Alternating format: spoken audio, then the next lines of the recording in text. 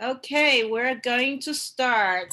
Aloha, everyone. My name is Mabel Menard, and I am the president of OCA Greater Chicago, a local chapter of OCA, Asian Pacific American Advocates based in Washington, D.C., the goals of which is to advocate for social justice, equal opportunity, and fair treatment, promote civic participation, education and leadership, advance conditions and community building, and foster cultural heritage. The Greater Chicago chapter focuses on professional and leadership development and is dedicated to promoting the economic, professional, and social well-being of AAPIs in the Greater Chicago area. I'm so pleased to welcome you to today's Aloha Friday as part of our Asian Pacific American Heritage Month programming. In collaboration with Aloha Center Chicago and Keali'i Victoria Kaiulani Hawaiian Civic Club of Chicago, to learn more about the Native Hawaiian community, Princess Kaiulani statue in Chicago, and the diversity of the Native Hawaiian communities. With me is Lani Aloha Lee, Executive Director of Aloha Center Chicago, who will talk to us about the Princess Kaiulani statue for the Chicago Monument Project as we take a closer look at identifying other Pacific Islander arrivals to the Midwest and make better sense of the many ethnic groups that make up the Asian communities. So without further ado, I'll hand this over to Lani Aloha. Aloha, everybody. Okay, this is actually round 2 of the talk story. As we begin to raise public awareness of the Native Hawaiian community, just to begin with. And quite recently, in the past 4 or 5 years, those moments have been led by other civic issues that are very close to the Native Hawaiian community. So I thought it has grown since the first round. This is round 2, where it will broaden a little bit more the understanding of the diversity of the Native Hawaiian community. That was a question that was far more difficult to answer within just a single presentation on a single Zoom PowerPoint. I want to thank Mabel for putting this whole thing together. We had been friends for a long time on the Facebook, which grew into the opportunity to meet each other and get a sense of what each other does. And wow, this is a secret weapon in the Midwest to have as a resource here. And yes, we're going to exactly as Mabel had shared, look at, in a deeper sense, our community. And so we'll begin by first identifying those few that had come over to the Midwest in the very early stages and the impact they had on the future development of where the community is today. There are reasons for everything. It's just difficult to get to sort of a path, and just setting aside all of the other things historic and maybe not so historic, but had impacted those roads. So it begins in this story by the arrival of the first Native Hawaiians who came to the Midwest, and it just happens that they had been Native Hawaiian dignitaries. So it was really King David Kalakaua who had arrived, though this image is 1880. I kind of wanted to put him and show him in his more regal stance, that there is that sense of royalty that the rest of the world can understand, as opposed to using Hawaiian language where we use the term like ali'i, which is a general term for all of our rulers of the Hawaiian kingdom. He had come through quickly, December 10th, in 1874, but he was traveling with his doctor, really recommended that he not until his return back home westwardly. So that did happen. He comes to Chicago. It was clear then, and it's reflected in many articles actually, that he actually survives this trip. So between coming through on the 10th, it was about a month later that he would be coming back through. And this is where he was able to disembark the train. He was able to visit certain key sites like the Waterworks, Board of Trade, stockyards, and also made his way up to Milwaukee, where the reception by Mayor Colvin was kind of not a good one for him, as they put him in quotes.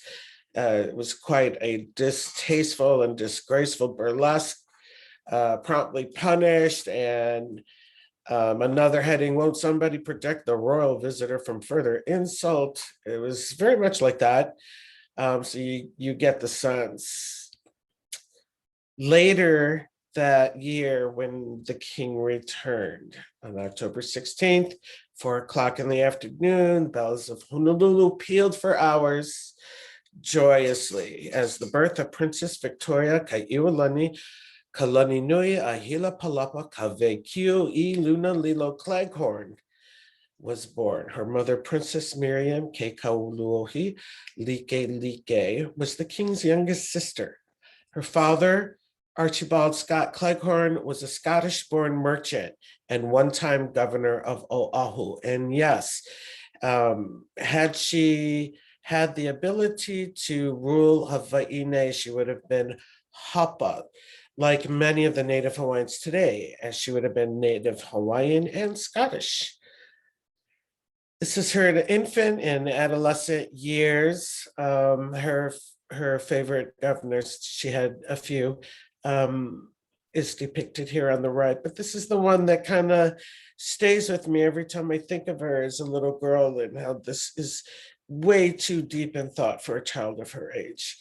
But growing pains of a princess. So much so that perhaps that is what maybe Stevenson saw in her, as he was very good friends with her father, spent time in the islands. They became good friends. And before the princess was sent abroad to prepare and learn and come back and rule the islands, he wrote this poem, Island Rose. Forth from her land to mine she goes, the island maid, the island rose, light of heart and bright of face, the daughter of a double race. Her islands here in southern sun shall mourn their Kai'iulani gone, and I, in her dear banyan shade, look vainly for my little maid. But our Scots islands far away shall glitter with unwonted day, and casts for once their tempest by to smile in Kai'iulani's eye. This was sort of a depiction of one of the things she loved to do, which was to sit under her favorite banyan tree that was off from her home. And it is also the cover of The People's Princess, the author Ellen Emerson, of the Royal Diaries series. And you see her surrounded by peacocks, which was also her absolute favorite to be with. She did bless our waters just by a quick visit, and especially Union Station, which was the means of transportation. And she pens these words in her diary, excuse me, that were printed, and how she was comparing Chicago to San Francisco. It's like a small town, Honolulu, a tiny village. The buildings are so tall, it hurts her neck to look up at them. I remember saying that when I was a child. But all of these things that she's sharing, especially when she had observed one of her people coming along with her and making such purchases, knowing that she was going to use them to bribe the children on that train. But she herself was a child at the age of 12 being sent abroad.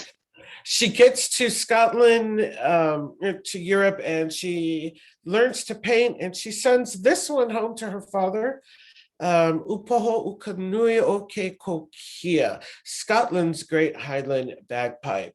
So this was clearly 1890s when she had arrived there, and she had sent that back to Archibald.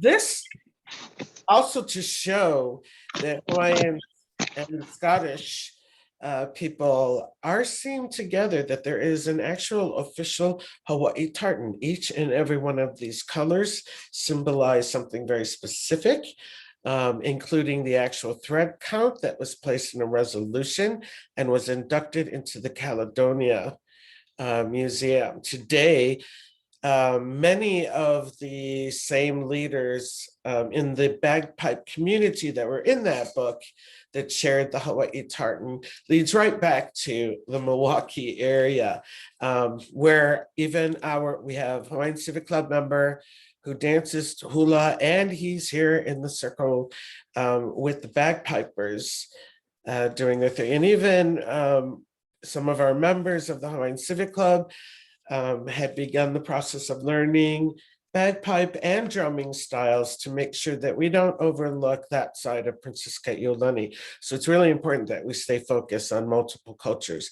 Not many images of our princess in glasses, not sure why, but I thought that this was a lovely image of how she had grown into a young woman during her time away. Here, in 1893, she had returned to New York. Now, this is the turning point in the history that makes it kind of difficult for many of us Native Hawaiians here in the Chicago area. Each time we see a particular statue, and it was due to the fact that had it not been for this man's actions, the Hawaiian kingdom would not have been overthrown, and Princess Kaiulani would have taken her place to be the next ruler. 1893, with Theo Davies, was with her the entire time in Europe.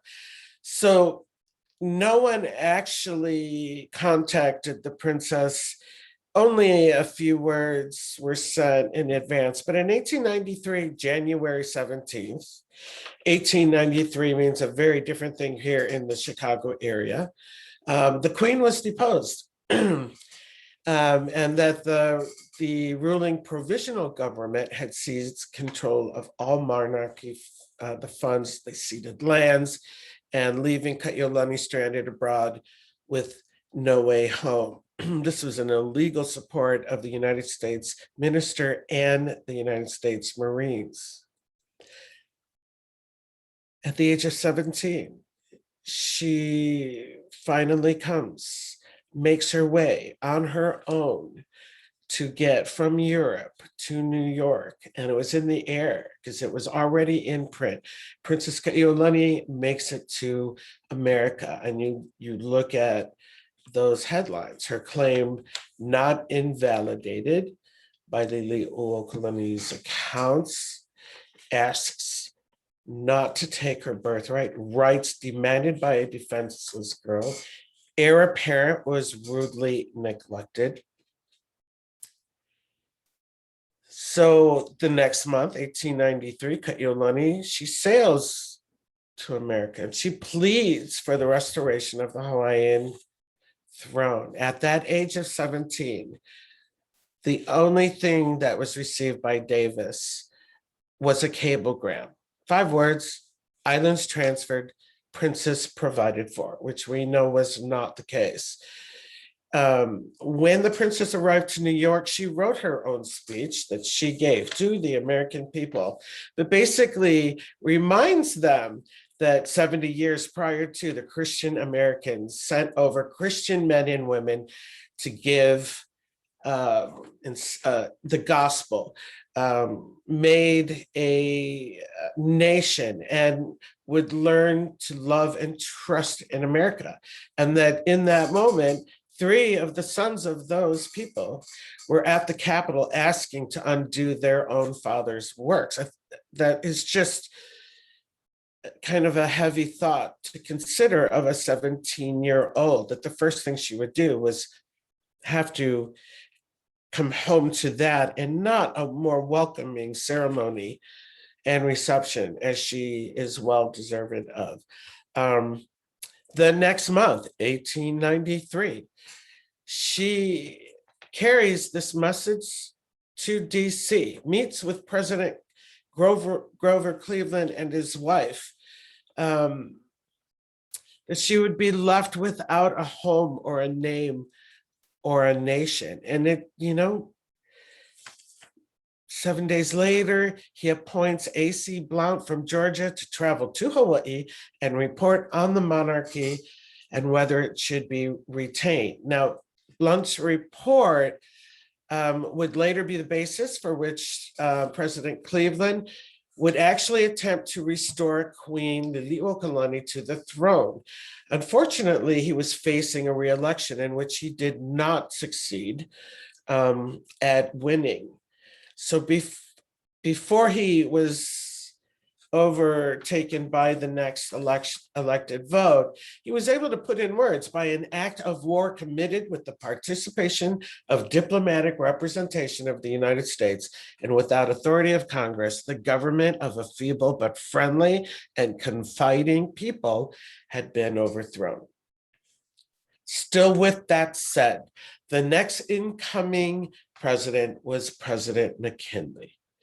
And even though he saw the Blount report and that he was appointed by President Cleveland and that the actions of President Cleveland was to restore the Queen, he instead did an about-face and was ready to make Hawaii a republic. Now, today, Blount's report is also the foundation of current legislation being considered in the United States Senate aimed at restoring recognition of the Hawaiian nation. Today, Native Hawaiians have still yet to receive recognition. So when we think about the McKinley statue, for me, it is a constant reminder of the illegal overthrow. And here, it is clear that in that span of that year, 1893, excuse me, the United States troops invaded the kingdom. That in President Cleveland's words, an act of war. And that President McKinley continues to ignore the protests by the Queen, and including the 21,000 signatures of the Hawaiian citizens and residents. But he still pushes for a joint resolution, a domestic measure that required a simple majority that had no lawful authority beyond the United States border. There is no treaty. So again, we look at the McKinley statue here, and this was how this dialogue began, was the call by the city of Chicago for those hard stories that are connected to certain monuments here in the collection of Chicago. And so I had to share a little bit about McKinley statue. Thanks very much to them. I was able to share, I think, a pretty good spread of how we came to be here and why it's so deeply moving to us, and that it matters what is done with the statue. But here, I really couldn't find anyone who recalled anything special he did. He didn't do anything remarkable in his presidency. He was assassinated as well, so there wasn't anything continuing.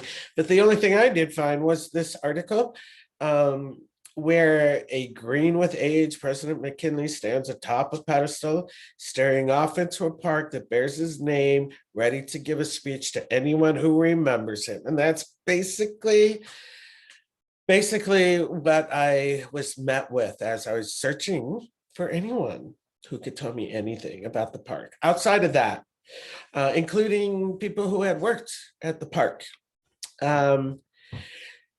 But the commission actually came up with a great idea to sort of repurpose the McKinley statue by melting it down, as it was once a Christopher Columbus statue that nobody liked, and turning it into a McKinley. And here he was stored. This is Washington Park behind. You see the reference between how big that statue was and the building itself, which was not so small. And that they were fixing to go ahead and begin the melting of that. Now, 1893 to the city of Chicago was all about the World's Fair. Good for them, of course, and the city and the architect and the artwork and the sculptures of all mediums. Still, but by Jane Desmond, the author of Staging Tourism, Bodies on Display from Waikiki to SeaWorld, I'm not so sure it was good for us. As you can see that the physical, as she says, the physical placement of the Hawaiian dancers was not accidental. As Robert Rydell had noticed, the various populations on display were mapped according to a racial hierarchy of civilized to savage, with the German and Irish nearest the main white city of the main exposition grounds, and the furthest sites occupied by those considered least civilized Africans and Native Americans. As the Chicago Tribune put it, what an opportunity was here afforded to the scientific mind to descend the spiral of evolution, tracing humanity in its highest phases down almost to its animalistic origins. Mind you, the king had just come through from Hawaii. So-called brown people were placed in the middle of the plaisance where the Hawaiians were. Such groups were presented as primitive, perhaps, but charming and ultimately civilizable, precisely the evaluation necessary for annexation. So that was already in the air. And you can see by this layout, down at the bottom, plaisance, the word. Underneath the letters C and E, you could see how the South Sea Islanders were tucked away right next door to Samoan and across the way from the Javanese. Former court dancer for King David Kalakaua, Jenny Wilson, was among the delegation. And I had found there was an interview at the age of 89. This interview took place in 1961. She was sharp as a whip, and she remembered specifically that the Midway was packed with people. Wilson stood on a table to do a ballyhoo, the verbal advertisement for the show, singing where the naughty girls from Honolulu do the naughty hula dance on the Midway plaisance. One had to do something like that to attract a crowd, she recalled. After a crowd had gathered, she ran inside to dance, after which the crowd was ushered out the back, and the whole sequence began again with a fresh crop of viewers. You will see later here in the area, that same model continued.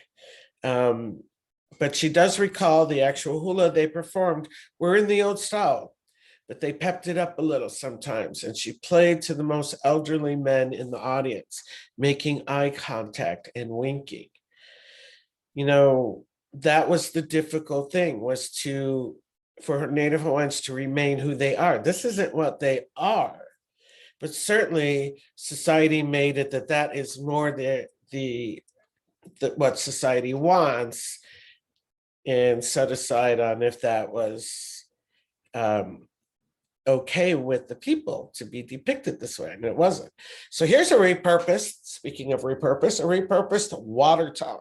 With all the time and money that was spent in creating the White City, they were already talking about annexation. I'm not sure if that was a justification for this, but here it is again.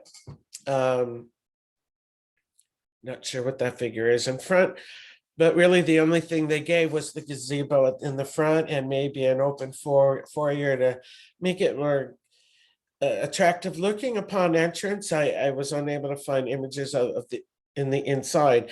This is an image of the Native Hawaiian, some of the Native Hawaiian delegation really mainly from the back. I mean, they look too civilized. But here you see them taking a handful of pictures and just throwing them on one single page with just South Sea Islanders. And I do wonder if the woman on the right is that Jenny Wilson. I think it almost aligns by age. But instead, this is more of what they wanted. This was the parade that was more important on the Midway. 1905 was the talk of, is when the, I think, McKinley statue was built. But in 1905, I find that this was a more monumental monument that had occurred with the city of Chicago, where the Field Museum had someone abroad from the collections, Europe, and came across someone in Germany who had placed this, let me look at a second, for sale. And this is how it was kept when he found it. It's a backdrop with a mannequin on the left, dressed in Maori clothing, and I'm not sure what the figure is on the right. But today that lovely monument stands here at the Chicago Field Museum, which is in the center of the only Pacific Island permanent exhibit here in the Midwest. And if this is the kind of care that had gone into that monument, and this is what I kind of believe many of us, many cultures would want to see happen, is that piece, whether it was a sculpture or if it really was a home in this case from Tokomaru Bay, could be kept in such pristine condition. And I know that there was painstaking hours put into that. That is monumental.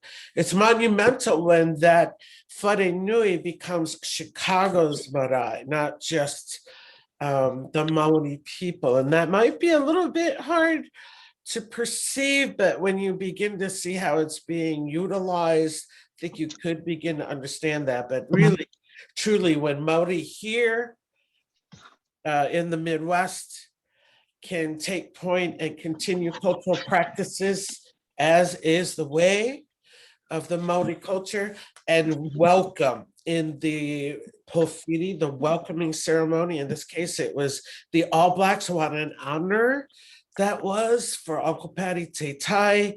Here he is having the ability to meet yet another mentor that was here in Chicago who had passed away, Thomas Keeney family. And this is the nephew he had not seen since Patty Te Tai had left Aotearoa.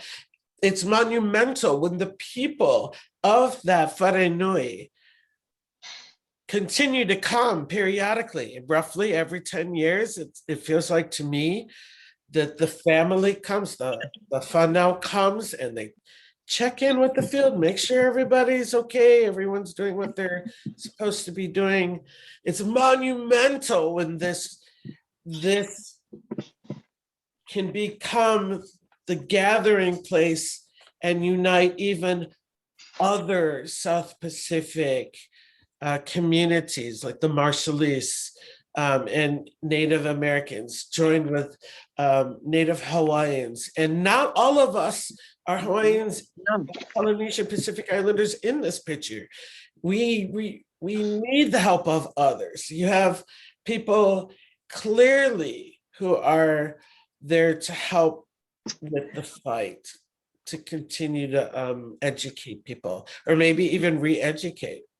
So we jump back a little bit just to see the impact of yet another part of the community that makes up the Native Hawaiian. Joseph K. Kuku, who's the inventor of the Hawaiian steel guitar. Oops, that's in the wrong place. I'm sorry. Let's see. Yeah, Joseph K. Kuku is the inventor of the Hawaiian steel guitar. And even when he had taught Hawaiian steel guitar in the early 1930s. And following that, today it's the Roosevelt University that stands in that place. But today, the Hawaiian Steel Guitar Association still stands. That came to be in the late 50s, just before, I believe, the Lakeshore Drive had been extended. Let me see. I'm so sorry. This is another form of monument that honors Uncle Patty Teitai. If today this bench was sent from Aotearoa all the way to Green Bay, Wisconsin, where this bench sits, then that's our home too. So the Maori go there. That's where he was, and he's got 3 generations of family. Let me just, if it's okay, Mabel, I'm so sorry. Yeah. So now following, this is a new part of the PowerPoint, where there was another family that had not been talked about that arrived 1912, shortly after the purchase of the Wharenui by the Field Museum took place. And this Hank Noilani, that entire family had arrived to Chicago in 1912 as a baby, and there was an area that had once been referred to as Little Hawaii. So it was his son Jim who was cleaning out the attic, and his grandpa had passed away. That's this Hank, and he found some of these old pictures. He had there were 2 in particular that were shared after he actually donated these. This is an image of Carnegie's Mills in the south part of Chicago. And what had happened was Carnegie had literally thought about buying a stake in United Fruits, and he had some people on Hawaii Island. This was occurring in and around the time that Pearl Harbor was beginning to be built, which was about 1908. And he had realized, as he was trying to figure out what to do with the guys, because it was looking like they were going to be moving off island, that he could bring some Native Hawaiians up to the Chicago area and pay them cheap for their labor. So this is literally the mill on the south side of Chicago. And I believe this is some of the Hawaiians on that va'a. And here is another image of the va'a. So this is in the early 1900s, and this salt box style brick double stacked on the top. It's interesting, to not just see a va'a in Chicago, a va'a on the south side of Chicago, but a va'a on the south side of Chicago with snow. And there were, and when they came, and I'm seeing print that hundreds of Hawaiians, just like the Noilanis, found themselves here in Chicago. It was a large city. It was dirty. It was a dangerous city. They were facing dire poverty, ethnic discrimination, and cold winters for the first time. They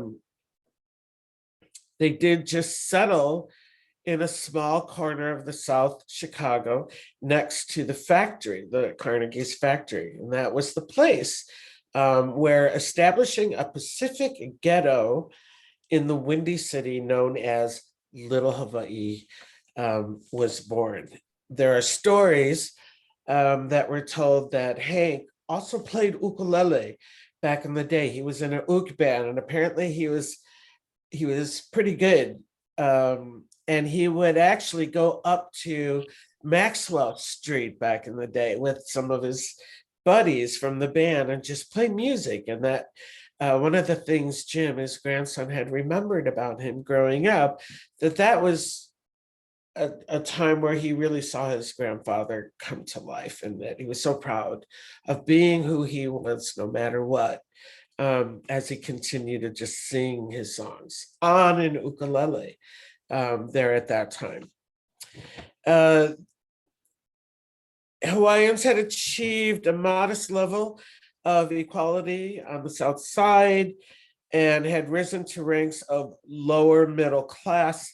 In 1992, though, I believe the mills had shut down, and the last contribution that was made by the Hawaiian Society that's located here in Riverside, Chicago, was the palm tree, I guess, that was located by the gates.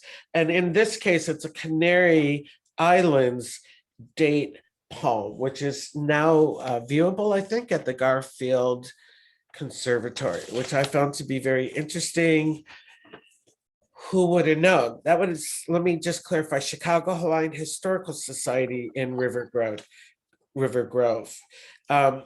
This is an interesting side now. And when the U.S. Steel, the steel industry started to get shaky, and then as well as United Fruit started to get shaky from the South Side, apparently many of the Native Hawaiians had begun to move out to south suburbs, which aligns. It was about the night between the 70s and the 80s, which does align, where we began to see them all leave the city and go out to the burbs. Here's the Joseph K. Kuku, I'm so sorry, that was out of order. An image taken directly out of the resource that recognizes him. And it's 431 South Wabash that he used to take lessons. Now the Roosevelt stands here. The Hawaiian steel guitar. The cool thing about today is here's Smithsonian Folkway recording reissue. Just got this earlier this month, that today still how it's impacted the original Hawaiian steel guitar. People have noticed the value, they recognize it. And here's a Japanese duo, Tony Ku and Tomomi Sugura. Forgive me if I didn't say that right. But I just find this to be really awesome evidence that just because someone's playing a Hawaiian steel guitar doesn't mean that they are, but definitely if they're holding on to that Hawaiian steel guitar, aiming to play it and doing a fine job at it, and are not Hawaiian, I don't know, we will hug and kiss you just like the next guy. Now, all the Hawaiians were not always incoming. Some of them began here. Herb Kane, who was born in the Lake Wobegon country area in the early 1900s, 1928. And who knew? This was someone who later became quite the visionary painter and graphic artist. But he received 2 master's degrees from right here in Chicago, 1953, about the same time that the first of 2 Hawaiian Steel Guitar Associations were born. One was here in Illinois, and decades later, another was in Indiana. But here is, maybe you might have noticed some of his images. This is one of the key ones that I think a lot of people remember. But he was at the Art Institute of Chicago and University of Chicago, and still managed to sail his catamaran on Lake Michigan before having returned home to Hawaii, where his father was from Waipio. He opened up a studio in downtown Chicago, wasn't really big on all the noise. So at the end of the day, this is a pencil sketch of his home in the Glencoe area on the far north shore. Back in the Midwest days, publishing companies were riddled all over the Midwest, not just New York, not just LA. And we can thank even the movie industry for helping that along. Here is an example, Criterion Music Corporation. I found them in their series, covered a lot of songs that ended up in the movies. and covered a lot of ground in terms of the different Polynesian images that they had thrown up there.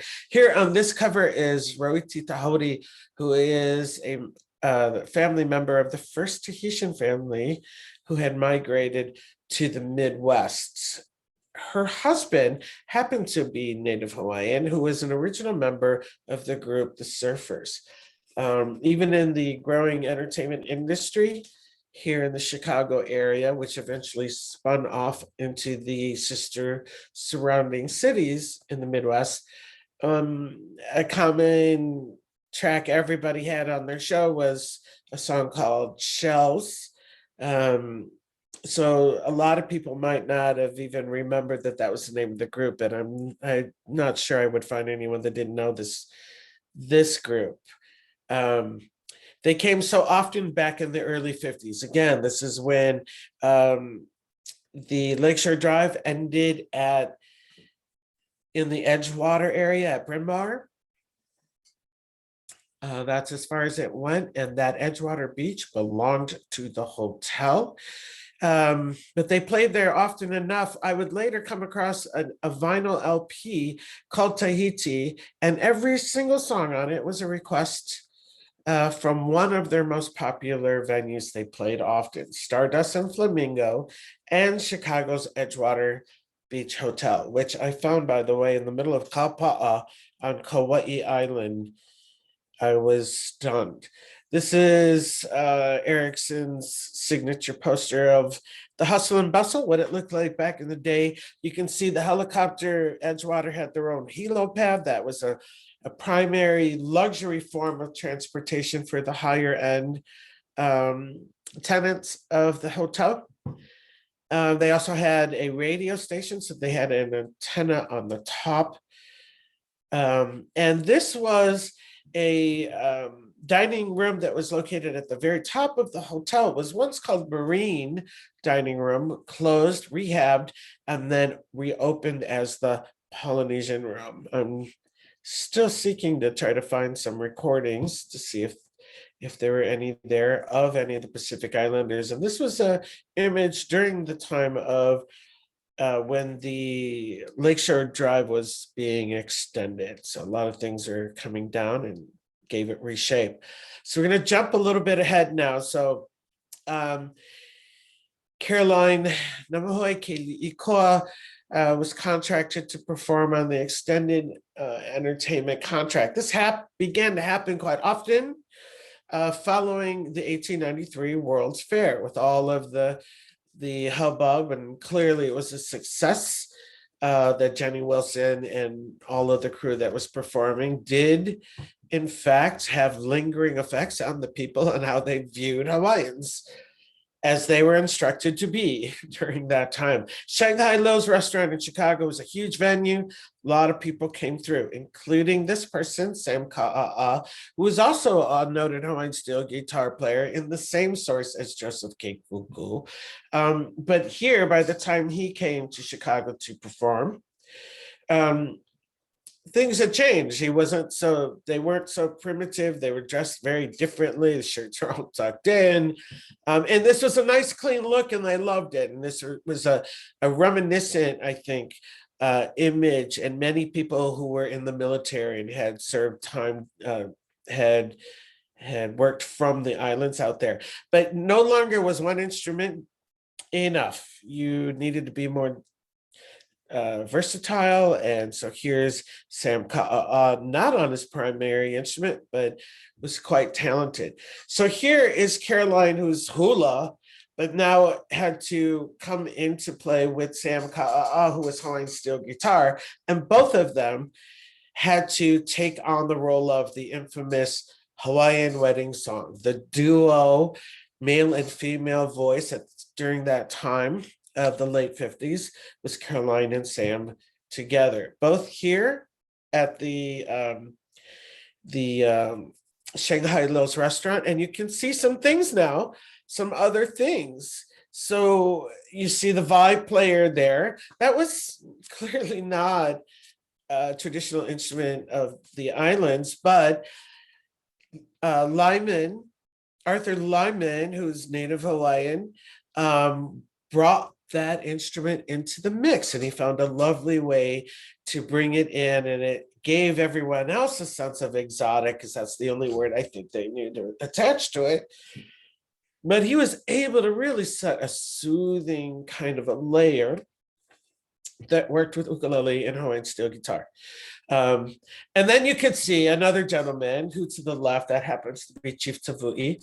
And he was quite comfortable. I asked him about this picture. He felt better in that as opposed to Sam Ka'a in white pants. But later on, which was not discussed, Chief Tavui and Sam Ka'a became a comedy duo together, but Chief started to wear, he had to wear the white pants, and he did make the change.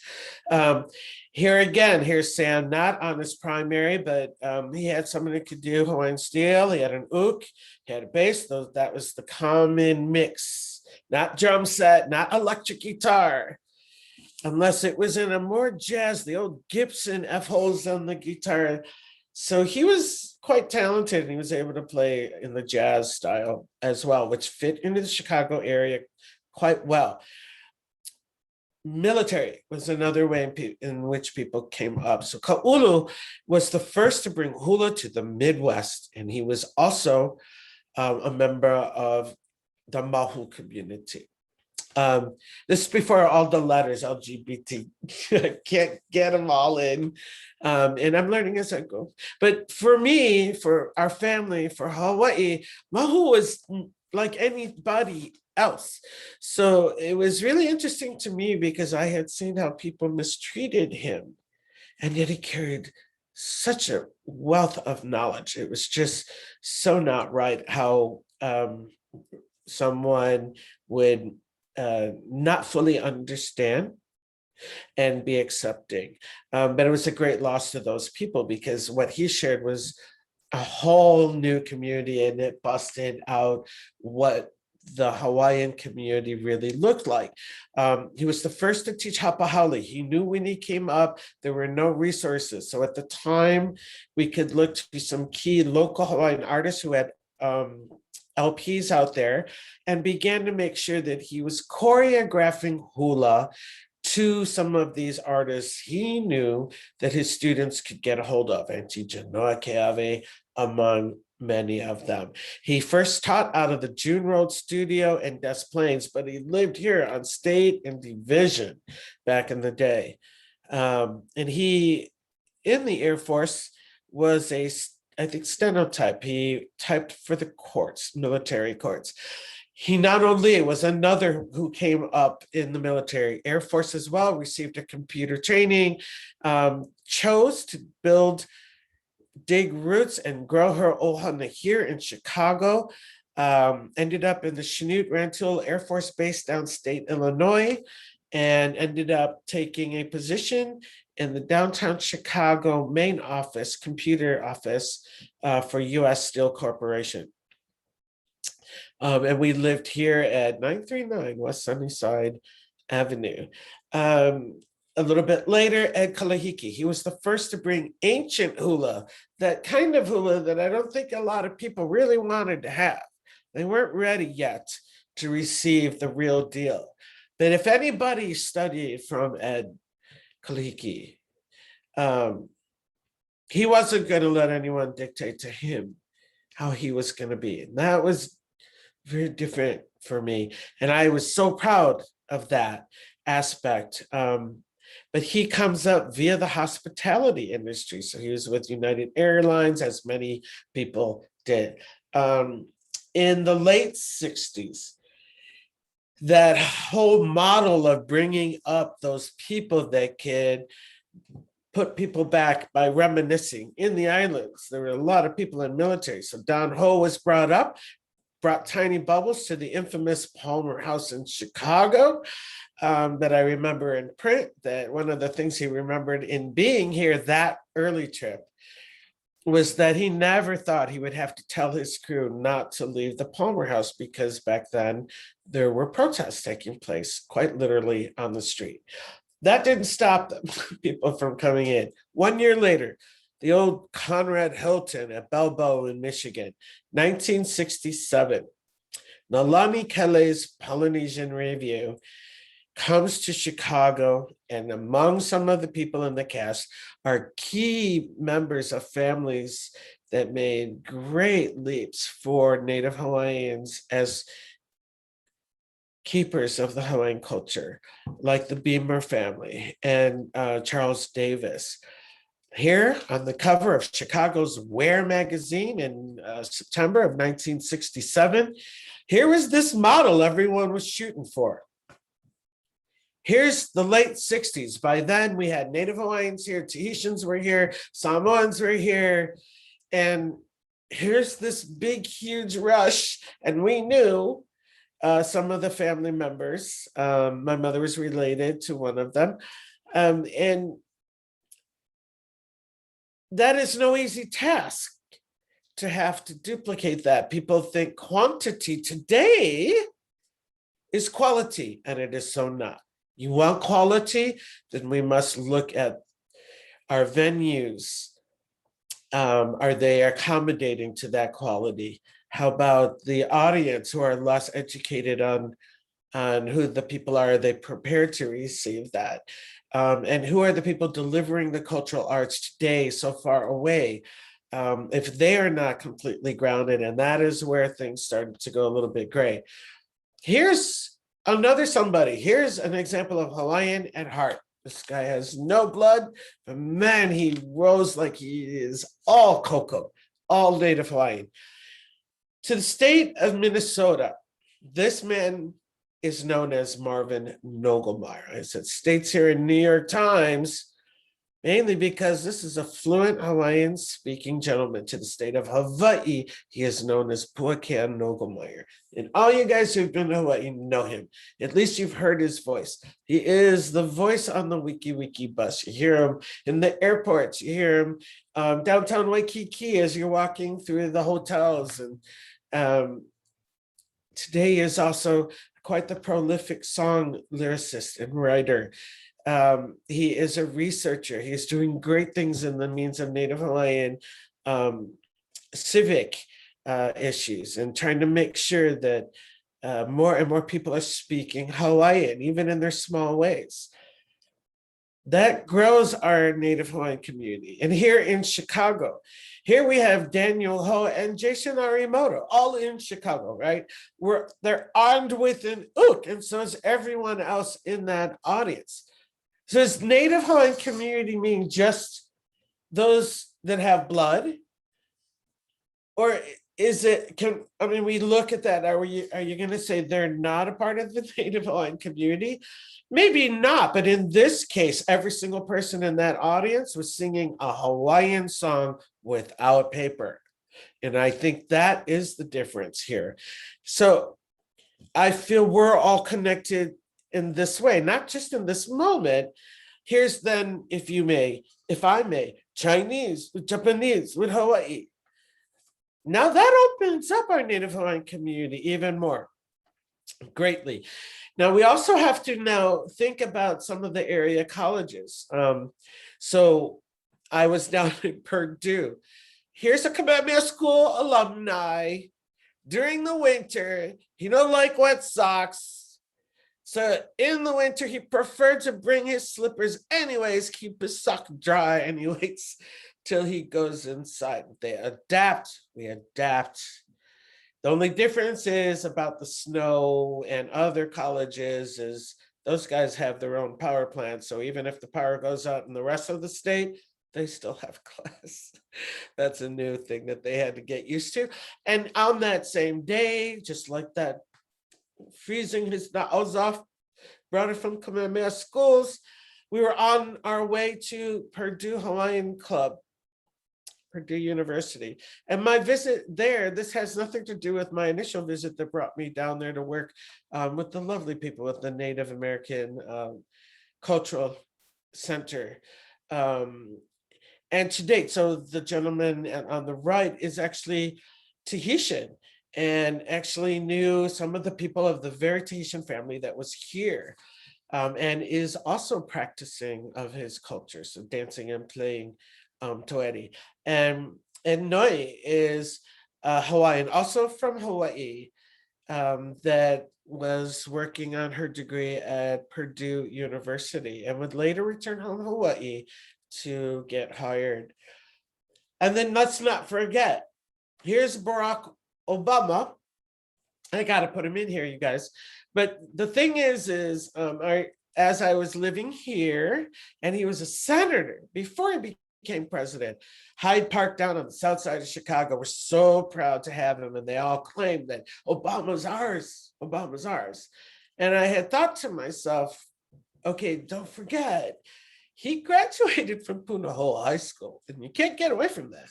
And his handprints in, I think it's a handprint, is in the sidewalk. You can't get away from that. So while I'm home in the islands doing Hawaiian Civic work, I'm on that side hearing them saying, no, man, what's up with you guys in Chicago? Obama's ours, he started here. This is where he's from. And then I was reminded by a dear friend of mine that he wasn't just both of ours. He was also belonging to the other side of the hemisphere through his father, that even they claim him to be there. So what she was trying to tell me is he was all of our presidents. He was the world's president. He was the people's president. That was super important. Office of Hawaiian Affairs, 2003, truly the prelude of the Hawaiian Civic movement. It's not long ago, you guys, and the Japanese American Service Committee played great roles in providing and facilitating this sort of historic event. And we're not at the JASC by accident. I grew up running around in the JASC and the Buddhist Temple, Chicago, Midwest Buddhist Temple, because of the connection that some of our Hawaiians that are also in here, but no longer with us today, had also grown up in. So as I was growing up, of course, you walk the path. Your elders take you and you go. So Hawaiians and Hawaiians at heart came together, and we were united by a single oli, a single chant that we would forever be able to share on down the line. Here we are on Princess Kai'olani's anniversary birthday, October 16th in 2005. Charter members, McKinley grad, McKinley High School in Hawaii grad in this image. Another person who helped co-author Senator Akaka's bill for federal recognition. Another Hawaiian Filipino family, the Mendiola family. Pat Kanaha, who married into the Yamanuha family. Also a member of the McKinley. Just in this image alone, I can share with you, we have been here and there are so many connections to all of our communities. Here later that very same month, we received our charter in Kona, Hawaii. The first thing we did was get to Washington, D.C. Because every year, because there is a standing monument, we come for the lei draping ceremony. Here is me and the first Pelikikana on the very first year in which we were chartered, in front of King Kamehameha's statue, who is no longer standing in that spot. But here he is tucked behind the post you cannot see, in the dark corner, which is nearly impossible to do the lei draping. But I was so grateful and began to understand more about what a civic entity can do for the Native Hawaiians here, when we were able to witness the Maka'aina na Hawaiian Civic Club of DC and how they lobbied and wrote for the successful moving of the King Kamehameha statue to a better position under natural sunlight where he stands today. That is the kind of care we also feel is important. Maybe he is kept in pristine shape, but maybe no one would know that. And that is also a disjustice. I'm not so sure that that is good. And even after the passing of our Pelikikena, we still began to move forward and did our best to represent the heartland that we began to grow. And we grew the first Festival of Aloha here in the Chicago area. And people would begin to come. That was a very long path from 2003 to 2012. And there's still much work to be done. And in the end, in 2015, I decided that Chicago's Native Hawaiians needed more focus. We needed to continue to nurture the growth here because we don't have language. We don't have a Vahipana. We don't have a Heya. We have the Whare Nui, but we can't go there all the time. But it is not the same when we have to make arrangements in that way. The first thing we did as Aloha Center Chicago began to follow the lead of the Native Americans who do quite well and understand the legislative process here in Chicago. And as a result, the Indigenous Peoples' Day resolution was brought forward, was supported by 3 aldermen in particular who took point and was a unanimous vote of all 50 members of the city's council in Chicago. I cried. And then in 2018, here was the first Native Hawaiian-led protest by a Chicago-based Jewish businessman who decided to trademark our language and make money off our food. We would not have been able to accomplish a lot of things that had been accomplished had it not been for the Office of Hawaiian Affairs. We had trustees present, we had outreach present, they had funded the fairs for people to come in. A Native Hawaiian business owner from Alaska who was affected, and her daughter, and the Council for Native Hawaiians in Advancement, and ACLU's assistance and the permits and insurance. We were so blessed. And here's Kumula, Vicky Takamini Holt, and Native Hawaiians from the stateside along the Western Seaboard, Native Hawaiian from the islands, Native American here, hula community, and even Mehana, who is a kumuhula as well, and found and met up with some of her Olelo haumana, her students of Hawaiian language that were in the islands and are here. These are overlooked areas where we need to make sure that we stay connected. So here we are, truly the first ever Native Hawaiian-led protest. Here we are in front of the office, and you see that goofy spelling. I'm not sure if that works, but and radio was there, and newscasts were there. Here we are downtown. Now, this is a little heavy for me because the 2 people holding that flag happen to be Hawaiian Jews. And they had difficulty understanding why that had to be, especially when they can chant in Hawaiian and they can chant in Hebrew. It was a very, very difficult thing. But here we are downtown. That front line is holding the pool. And when they blew, it was a lovely tone coming across. And at the center is still a member of the Samoan community, really proud. The boycott sign, that the Wahine holding that sign up, is the student, the Olelo student that was once taking from Mehana, came in speaking fluent Hawaiian right here at the Amundsen High School library where that training session took place. And still when we were POW, it is important that we malama even the city. So I was so grateful to see Hinano out there because she is so much carrying the legacy of her own grandmother, her own tutu. She would have done the same. The very next year, almost to the anniversary of the Aloha Poke, was the TMT, the 30-meter telescopes on top sacred lands.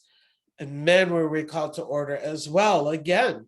So our Mauna here in Chicago is Foster Beach. Even if Chicago doesn't know it, the Pacific Island community, we know it. If you were here in the city, that's where we go. And that's where they've been going since the late 50s when they arrived. They've been playing softball along this lake for decades.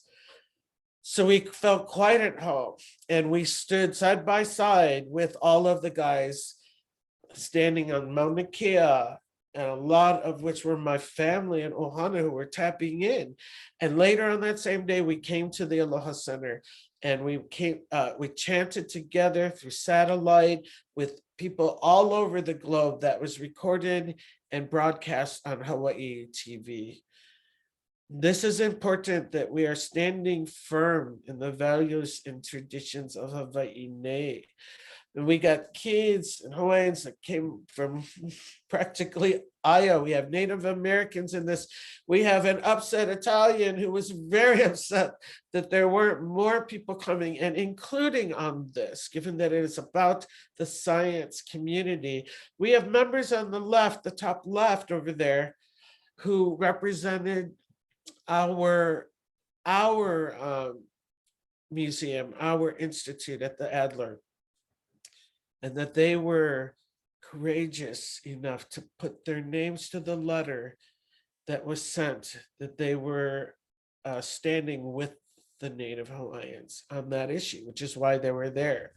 And then the very next year, again, on the princess anniversary birth date, again, we met at the foot of the McKinley statue. This is during the next wave of protests that took place, where statues were being vandalized all over the place. We were looking to talk story.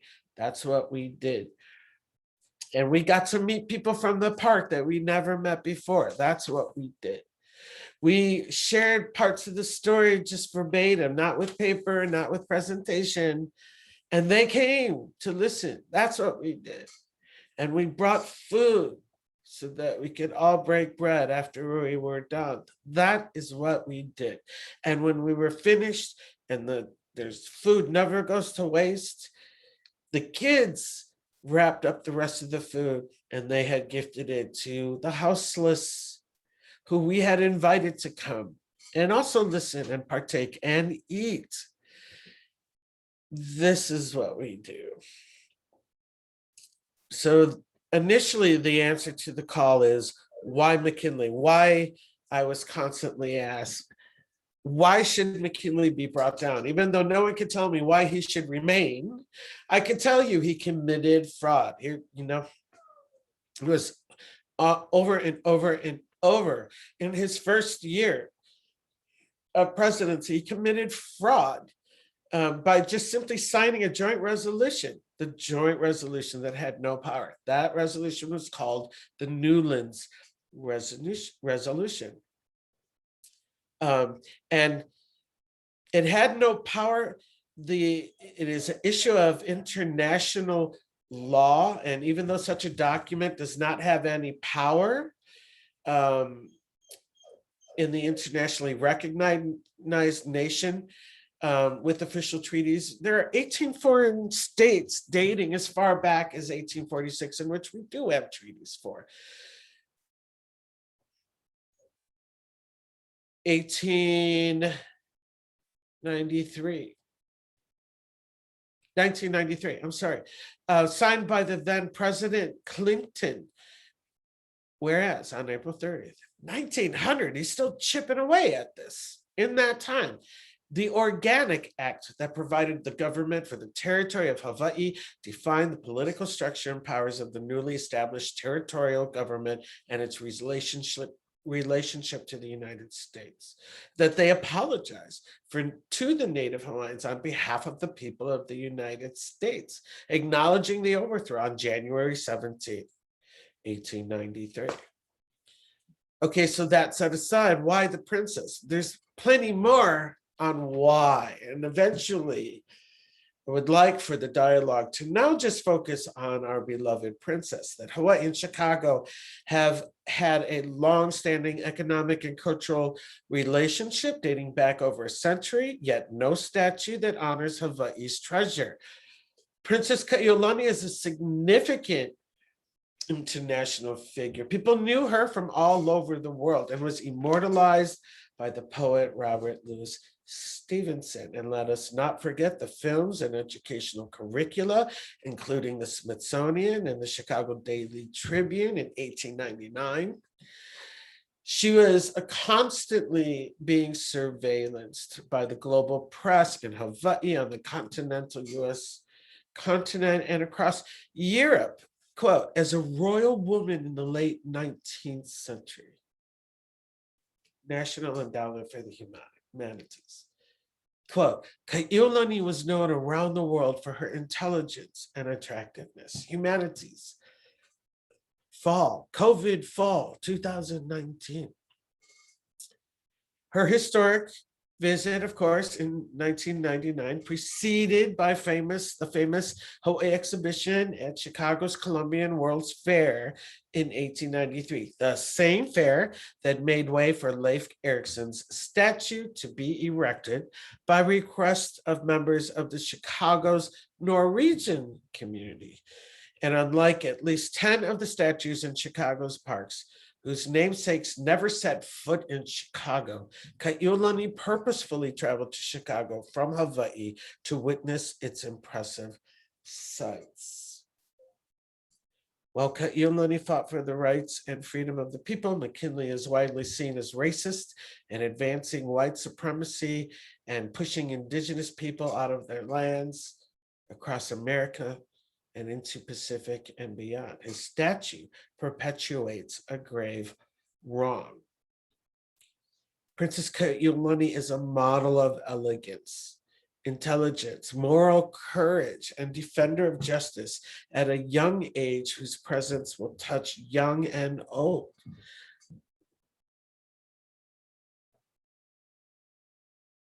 This is a render of a statue we believe she could sit regal high above for all to see. Remembering the historic origin of the park at McKinley might be a way we could shift and change the dialogue, as I was once asked, as it was once a horse stable. That makes sense. Sitting under her banyan tree, swimming and horseback riding were her favorite pastimes of Princess Kaiulani. And this is the render that we had offered the city. And this image was created by my grandmother 22 years ago. I didn't understand why then, but I do now. And so there you go. There's the story. Thank you so much. I've learned a lot. I don't think we really get a whole lot of that information in our history books and in like history documentaries. So I think we need a lot more than just a little presentation, and hopefully we can do something similar again. Right. Yes. Mahalo. Hey, may I ask, I'm sorry to have to do this. Do I release the stop share? Yes, it's up to you. We can keep it up there. Okay, I'll just leave it on her. I don't see everybody. Am I supposed to see everybody? Do you see me? I can see you, but Okay. I can see some people anyway. I'm just gonna ask everybody to unmute themselves if they have any questions, any comments about the presentation. I can't seem to unmute people. I can mute people, but I can't unmute people. Gotcha.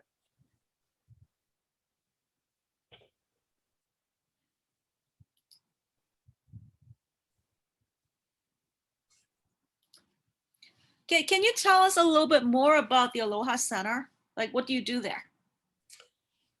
We'll begin. I think our mission has actually outgrown our original mission, which really began with trying to promote Pacific Island cultural arts through education, open community programming, presentations at venues that are bringing in audiences willing and ready to receive the kind of critical knowledge we hope to share.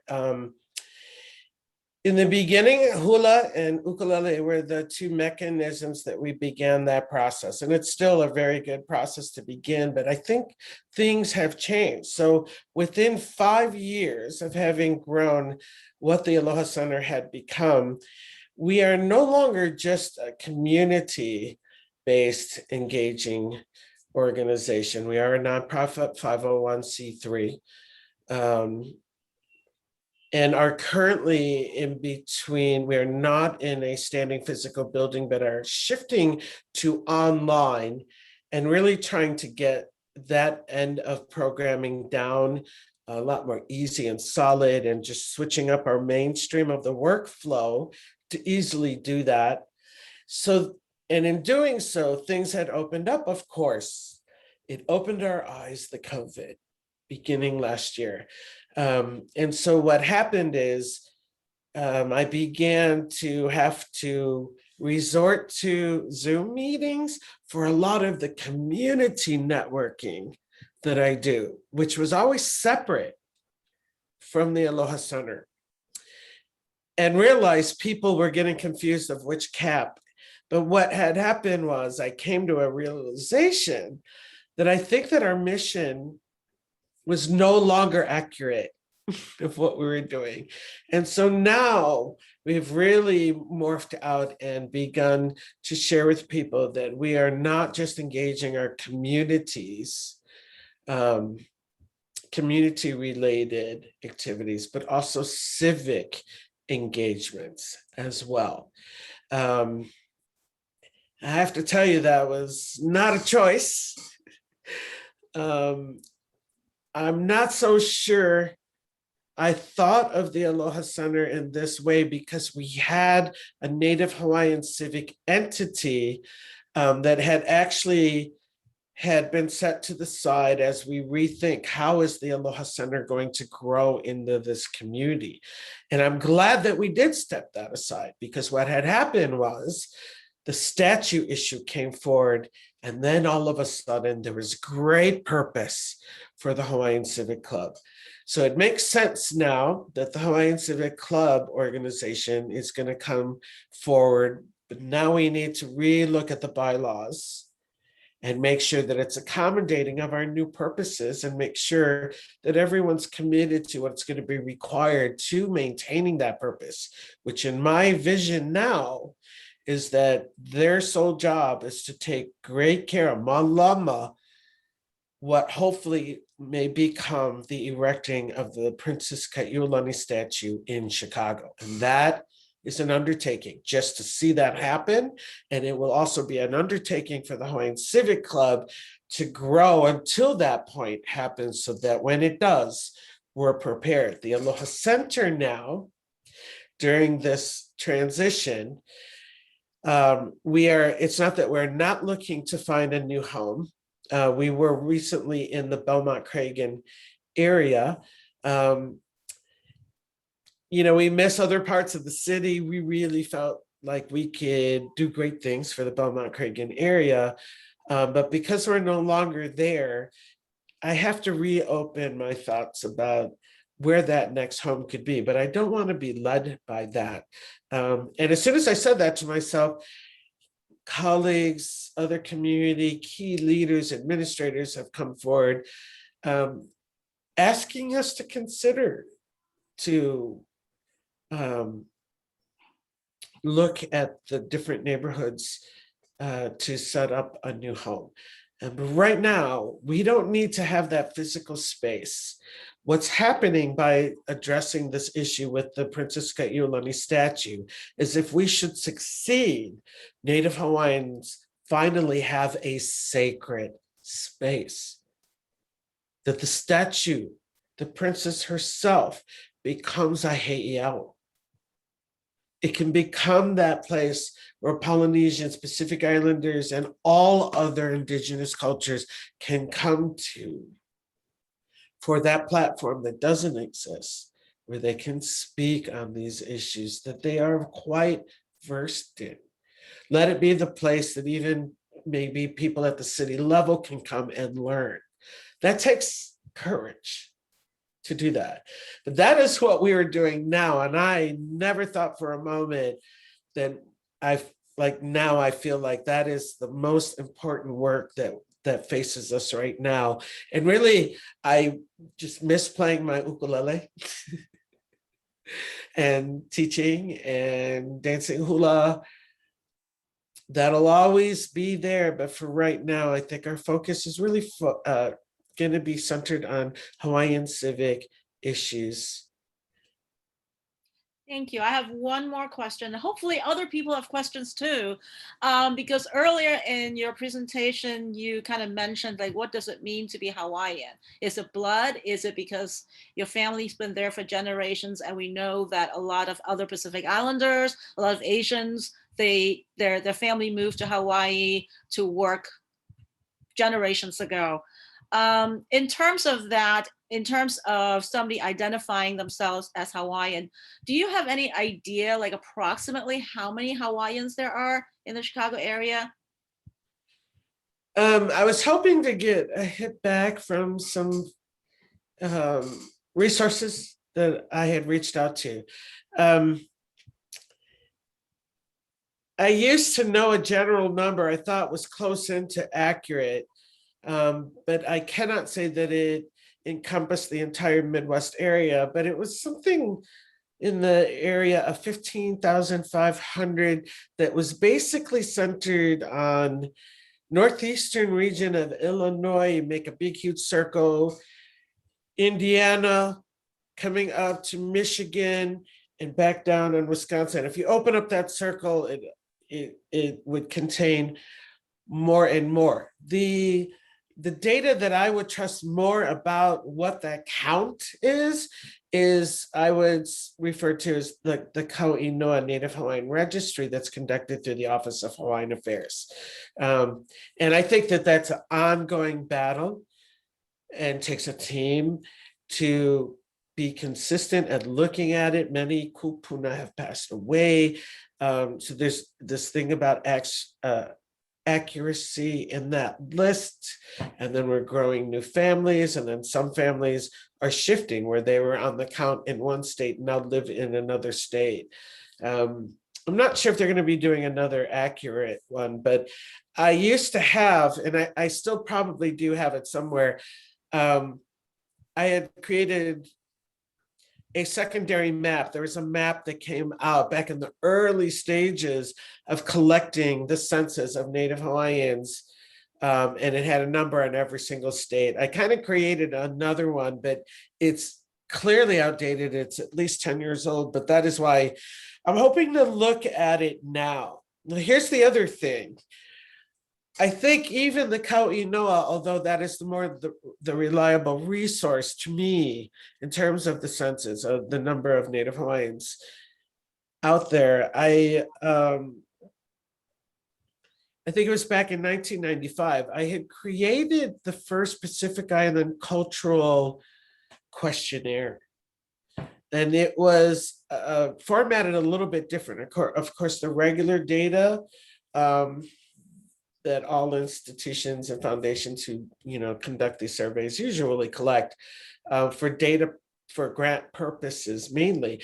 But I had included another question that's never out there. And it was, how do you view yourself ethnically? What is your ethnic identity? And that allowed them to share their culture and their heritage and not check off boxes that didn't even speak to them. Yeah, that's really important, because it's really about who you are rather than checking boxes. Right. And I cannot tell you how many responses I had received thanking us for the ability to answer the way they've always wanted to answer. Mm-hmm. When the questions beyond that, I think it was also an amazing realization that when they felt so much better about answering that question, I think then the questions following were program related based on the personal interests of the true constituents of our Midwest region. So like if the Fijians from Kenosha came down and I asked them, what is it you want? What, Uncle, what do you want? What do you want? I knew they were going to put it in. You always have to leave a blank spot. I knew it. Kava making.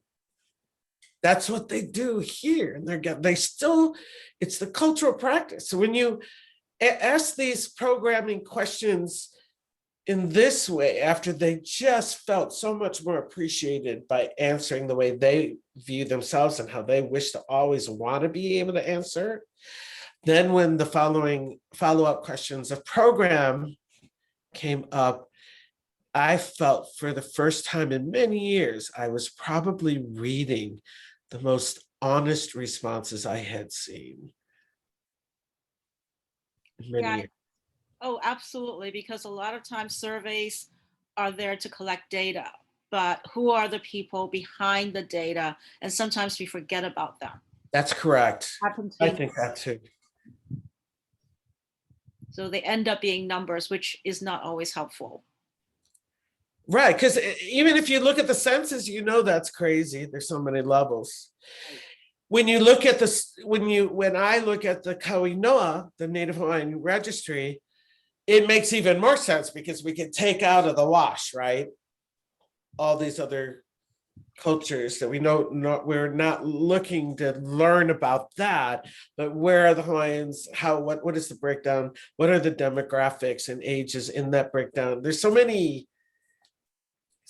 kind of questions we need to entertain. The other side of what I wanted to share, and it hit me later in the middle of the PowerPoint. I don't recall what year it was. I do want to say it's at least 10, 15 years ago, but there was one really good work I felt researching it, and it was headed, I think it was at the time, Asian American Institute. Maybe I'll have to reconnect with you if I could find that document, but I felt they did a fantastic job of reaching out to our Chicago area and tapping in to all of the ethnic communities. And it was a thick document. There were so many communities who had responded. Sadly, though, we needed more representation of not just Native Hawaiians, but really Native Hawaiians that are doing the work, civic work. Native Hawaiians are doing, entertainment. We did not have a broad enough community that basically in the beginning, before I was brought on board, the responses looked like to me just another yellow pages book of the entertainers performing actively. Mm-hmm. That's not the same thing. And that's another misperception. Yet that hula community is huge. And what has happened in the city of Chicago, which I've seen in a few different waves over time, is that big, huge, that hula community that has grown exponentially is primarily not of Hawaiian descent, which is okay, because their goal is to be actively out there sharing a little bit about the culture. They choose dance or music. But if someone says to me, okay, I need to start gathering the Native Hawaiians, and if it's something specific to Native Hawaiians, I can't just put it out in the wide open of hula. My daughter and I had this conversation that she felt that she didn't understand why I had a couple of different Facebook pages, because to her, she only sees common people, but she doesn't know the depth of each of the people that tap in. And that, yes, I try to save the different layers of our constituents that make up the Native Hawaiian and Pacific Island community, I try to save those that aren't pertinent. If the information that I'm trying to distribute is not relevant, but it is just those who are really active civically, that civic-mindedly, that they are the ones that would be there to take action of those things. They know not everybody can. So the Hawaiian Civic Club Facebook page, for instance, that's where certain information belongs. The only thing my daughter was also trying to tell me is that my personal page is huge, and that a lot of those guys are broken out into these different pages. But if you look at the pages that I've got out there, there's dedication to just Hawaiian civic movement. That really is about recruiting and letting people know.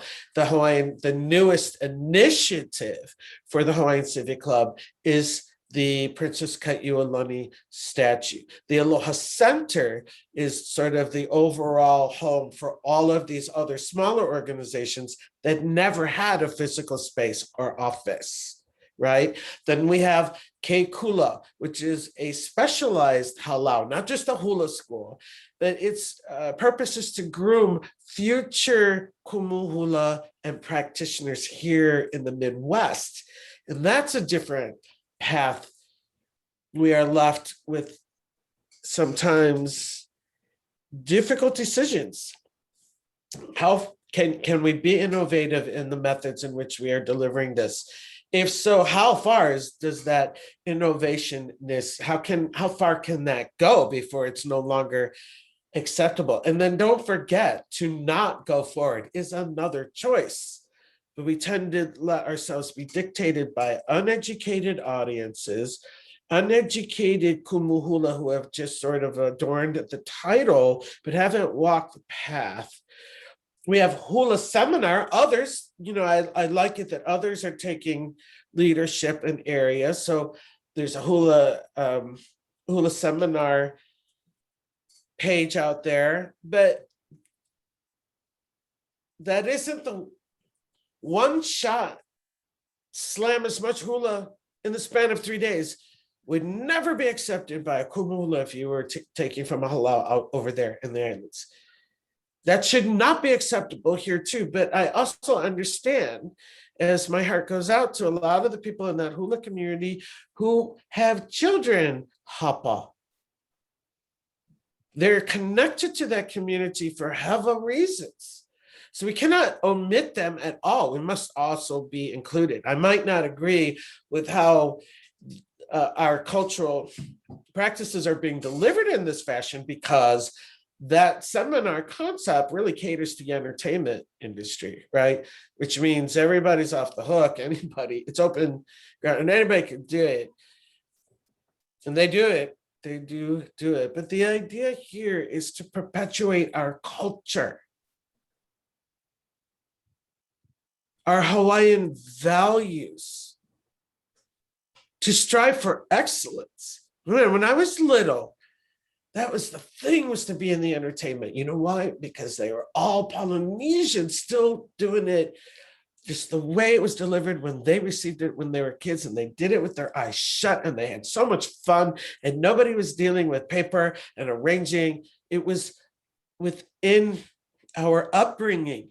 That was how expressive and impacting the audiences were to that. Today, it's too methodical. They're counting, and sometimes, there's an art in learning how to produce a show.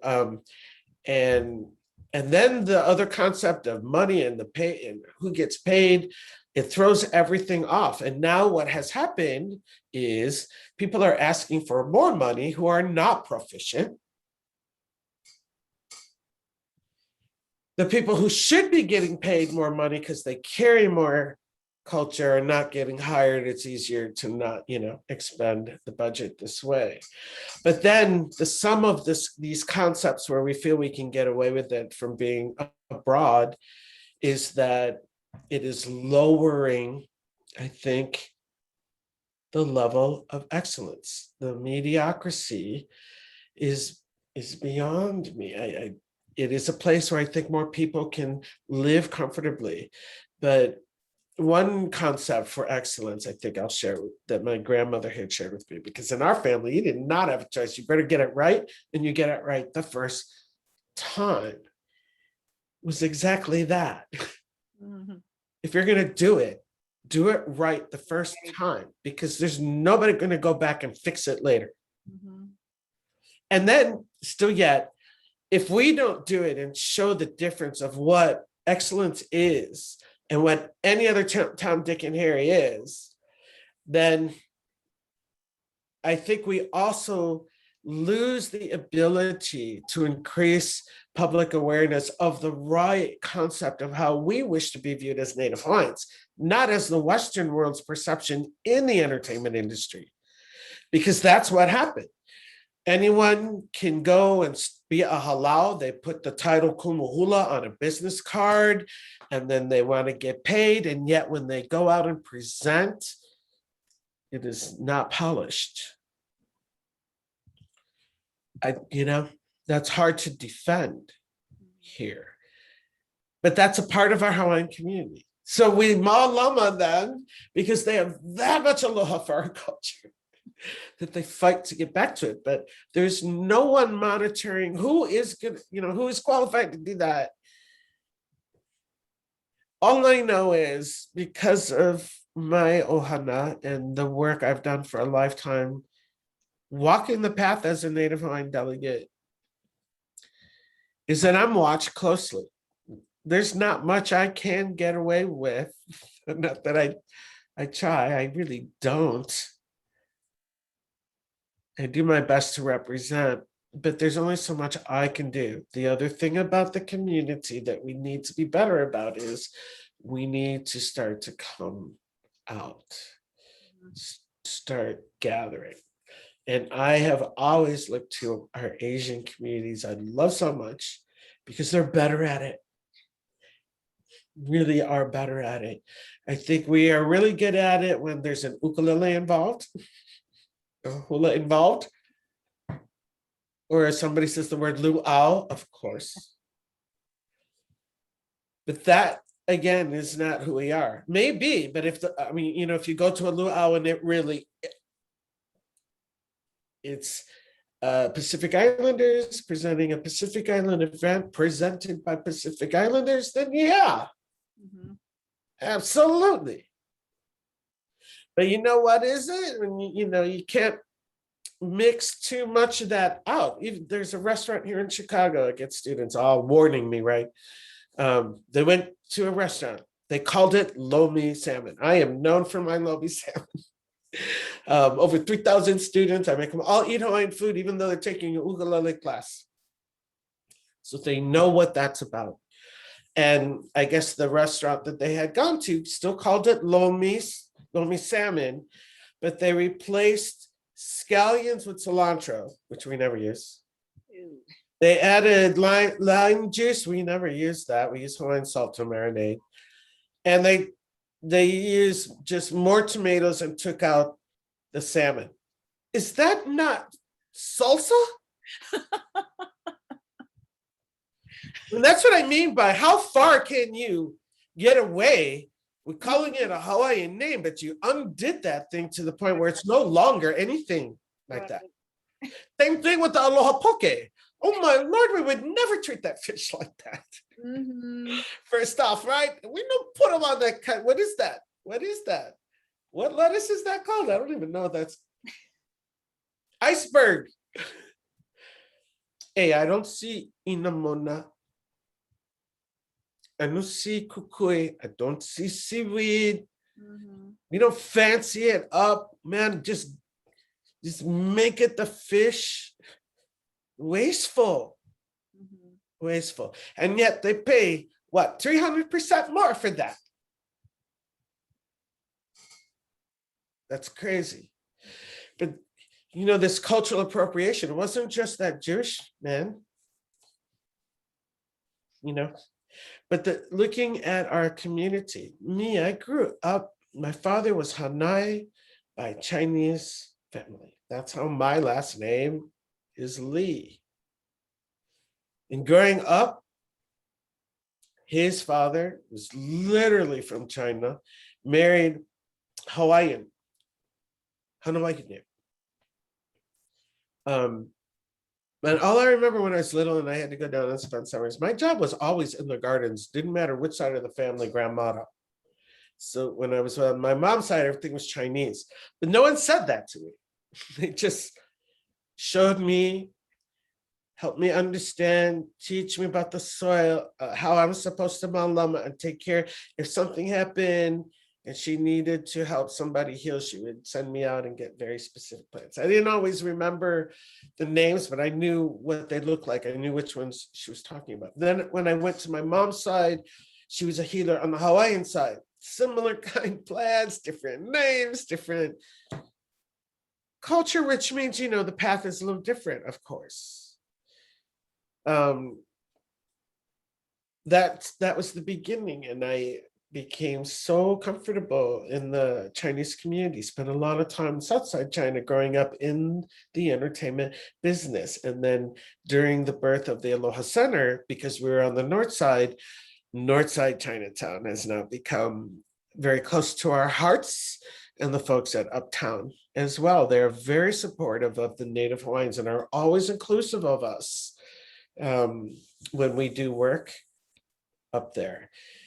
And also the clergy growing up. The thing about hula, right? I was teaching the kupuna, ukulele, and hula, and they were of the Japanese community. And all I know is while I was teaching hula, they had me going to every single church possible. And it didn't dawn on me that that was another way of looking and identifying who these other layers of Native Hawaiians are coming from. They're not Native Hawaiians all the time. So I was reminded, as I was sharing again, I grew up with so many obasan. I grew up at the JASC, had so many, always called them auntie and uncle or tutu, kani, tutu, mahine. But it was always the Japanese community, Nisei. And when I was young, growing up, we'd have ukulele practice and then we'd go eat. And I love hanging out with the kupuna because they told the best stories. And as I'm eating, each one they go around and they tell a story. Everybody's laughing.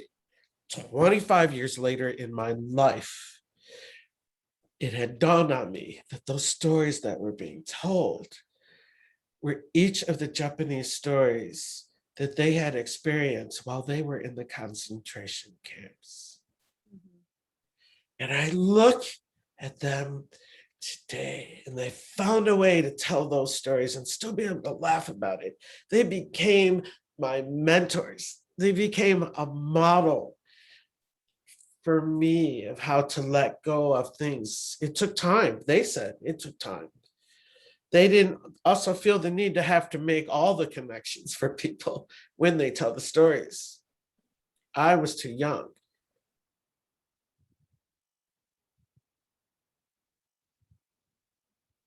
That blew me out of the water. So my heart is with the Japanese community. My heart is with the Chinese community. And the list goes on. I hope maybe the next round can be an open discussion of other ethnic communities that go beyond the Pacific Island. I think we need to work outside a lot more so we can identify all those rings, all the rings in which different ethnic groups kind of walk the path on. Absolutely. That was something that I was hoping that you and I, the Aloha Center and OCA can do, is to have some kind of joint collaboration again and talk about the differences and the similarities and just learn. I think that's something that's really important, is for people to learn about who we are and not just what they see in the films and on TV and the stereotypes and, like you said, entertainment. And I think a lot of times that's what people see because that's what they're familiar with. But we're a lot more than that. We are. We're not just a lot more, we are strong. We are strong people. If I may, I want to just tell this real quick story about strength. It was so awesome. I was a competitive Chinese dragon boat paddler here in Southside Chinatown. And we didn't have outrigger, and I wasn't willing to start this crazy sports here because everybody in Chicago would buy in. I would love to build a kalai va'a first, teach our people how to build that boat, and then we take it to the waters. That would be the order. But in the meantime, I have plenty friends and colleagues, in some of the organizations, different Asian organizations. And one of my friends reached out and said they were short paddlers. They didn't have time as close in, so they needed to find someone who could at least paddle, which I do outrigger style, but the waters are so not the same. But so, many years, and I think we were rolling like 6 years, and finally we hit bronze. Then the next year we hit silver. And then the next year we hit gold. It was back to back like that. We got tighter and tighter and tighter. On that year, we won the gold. It was very interesting. And we were so proud because by then we saw that corporations were starting to buy in, and they didn't understand. It was really about the art, but they were just in it for novelty reasons, mostly. But when we took that first place, our team were only Native Hawaiian and Asian. There wasn't any other ethnic group on those teams at all. And when we won that gold, we beat out State of Illinois State Troopers, these big guys. And those guys were rude. They were giving us heat on the water. And then we beat out Chinatown's police department. And we beat a Chicago fire department. All those little guys. It had nothing to do with size.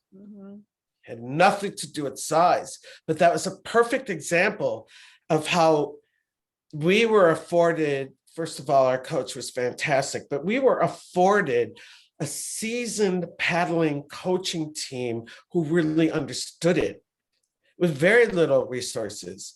Other corporations spent their money on fancy stuff like uniform and a fancy tent and like almost catered food out there. It was crazy ridiculous. It was ridiculous. But we really were I think, a perfect example of what the technique was about. And it was about skill and focus and concentration. And it doesn't matter how big you are, and you can still prevail. Absolutely. There you go. So there's my story of strength. That's one thing we might want to consider, Mabel. Yeah. Wouldn't that be fun? And it's a Hawaiian Civic Club health, and it's one of our initiatives of the health initiative. One of the things I used to do to keep us warmed in between heats in our paddling arms is I always had poi balls, the Maori poi balls. When I wasn't in the va'a, I always had my poi balls going, so my arms were constantly warmed up. I could hit that paddle in no time. They're different, we were doing different things to stay warmed up. Of course, we did the group in the circle kind because you have to work all the muscles from head to toe. But still, I remember seeing that when I grew up in Hawaii and hanging out with other voyagers. And they just incorporated whatever their cultures are. So you are fantastic. I'm sure you're going to think up something. I'm just throwing something in there.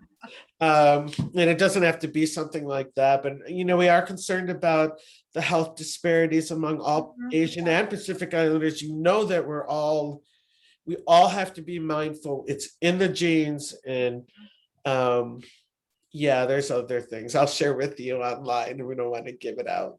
Sounds good, because even just from talking to you since we started, there are all these things that I think we can explore, which I want to, as long as you are available. But I think we also need to end because it's 4:54 already. Oh my goodness. Okay. I know, but that's because, I mean, number one, your presentation was amazing. And number two, actually, after the presentation, the discussion has been amazing. So I think that's something that we definitely want to continue, but maybe not today. Yeah. No worries. All right, so thank you everyone for attending. I know it's a small number, but this is recorded. So it's gonna be posted to Facebook, YouTube, and I'm gonna send it to you as well. So you can post it to your website as well. Lovely. All right. Mahalo, everyone, for joining us. Thank you very much. All right, take care, everybody. Have a good weekend. It's a holiday weekend. So take care.